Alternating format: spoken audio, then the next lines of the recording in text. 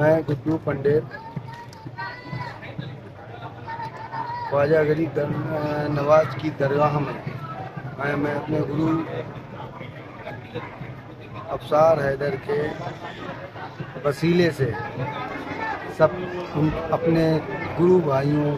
एवं अपने चाहने वालों उन सब के लिए बाबा के दरबार में प्रार्थना करता हूँ कि उनकी सारी ख्वाहिशें पूरी हो जाएं और उनके जो बिगड़े हुए काम हैं वो बन जाएं। जो बेऔलाद हैं उनको औलाद नसीब हो,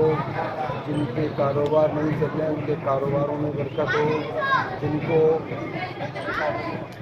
दीन और दुनिया में तरक्की हासिल हो। हमारे